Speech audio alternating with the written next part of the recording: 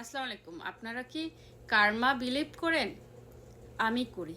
আমি খুব করে বিশ্বাস করি আপনি যেরকম কর্ম করবেন সেরকম ফল আপনি পাবেন দুনিয়াতে। আপনি যদি ভালো কাজ করেন সেটার জন্য আপনি ভালো কিছু পাবেন। আপনি যদি খারাপ কাজ করেন সেটার দ্বিগুণ পরিমাণে খারাপই আপনার জীবনে আসবেই। এটা রিভেঞ্জ অফ নেচার, এটা ন্যাচারালি আপনার জীবনে আসবে। এখানে কোনো ভুল নাই। তো দেখেন, আহ, মাননীয় প্রধানমন্ত্রী দেশরত্ন জননেত্রী শেখ হাসিনা, বঙ্গবন্ধুর কন্যা, তাকে এমনভাবে অপমান অপদস্থ করেছে বাংলাদেশের টোকাই উপদেষ্টাগুলো, টোকাই ছেলেপেলেগুলো। দেখেন, আমাদের গায়ে রক্তে আগুন লেগে গিয়েছিল, কিন্তু আমরা ঘুমাতে পারিনি। আমরা তারপরে সহ্য করে ধৈর্য ধরে বসেছিলাম। আমরা কিন্তু কেউ ফিজিক্যালি তাদেরকে কেউ অ্যাটাক করিনি। দুই একটা কথা বলেছে মানুষ অনলাইনে, কিন্তু কেউ কিন্তু ফিজিক্যালি তাদেরকে অ্যাটাক করে নাই। আল্লাহর তরফ থেকে আমাদের ধৈর্যের ফলটা দিয়ে দিয়ে গেছে, এবং যেই অত্যাচারী জুলুমকারী তাদেরকে আল্লাহ নিজ হাতে উঠিয়ে নিয়ে গিয়েছে।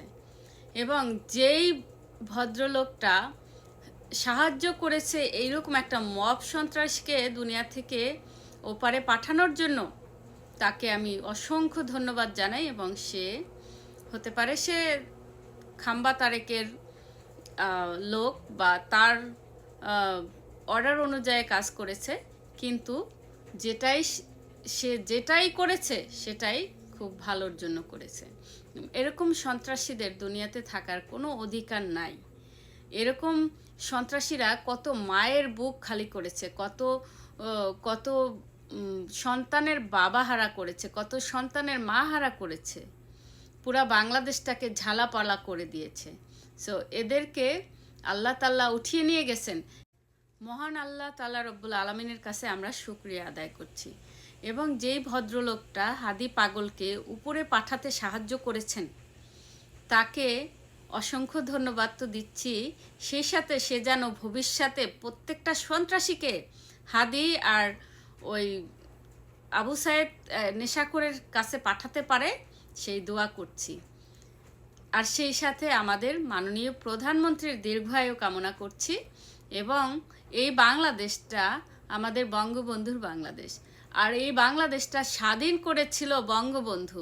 সেখানে 2 দিনের টোকাই তোর, যেখানে তোর বাপ দাদারাও কিছু করতে পারে নাই, তার উপরে যারা ছিল তারাও কিছু করতে পারে নাই, তোরা এসে যে মরিচিকার মতো লাফালাফি করেছিলি, মরিচিকা পাখা গজায় মরিবার তরে।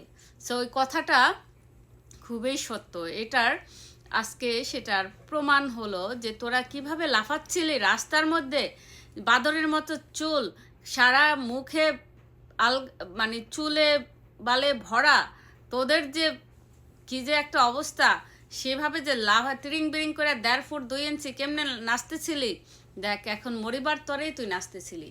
তোকে আল্লাহ নিয়ে গেছে। এবং এই যে ফারহানার রুমির কি যেন মরাদেহ উদ্ধার করেছে, এরকম মেয়ে যে কিনা একটা মায়ের বসি মহিলাকে লাঠিপিটা করতে পারে জনসমাজে, এবং যেই কুলাঙ্কাগুলি এটা ভিডিও করতেছিল, যারা দেখতেছিল ওকে ফিরাচ্ছিল না,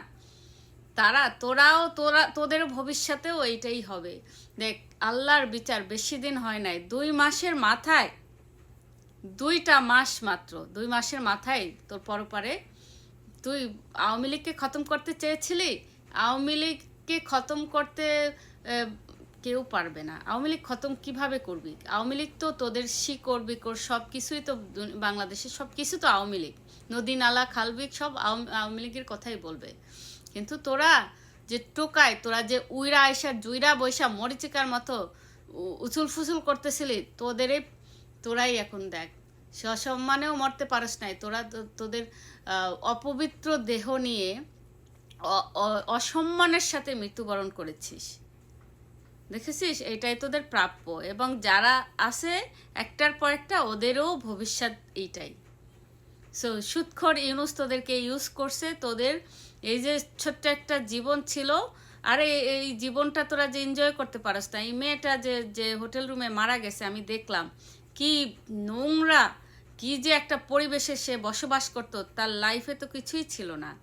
সে তো একটা ভালো বাসাও থেকে মরতে পারে নাই, সে তো একটা জঙ্গলে থেকে হয়তোবা ওই হাদির মতো পাগল, চুলে ভরা পুরা শরীর, চুলে বালে 1.5 ফুট 2 ইঞ্চি আয়সা ওর সাথে লাফালাফি করছে, সেটাই মনে হচ্ছে ওদের ভিডিও টিডিও দেখে।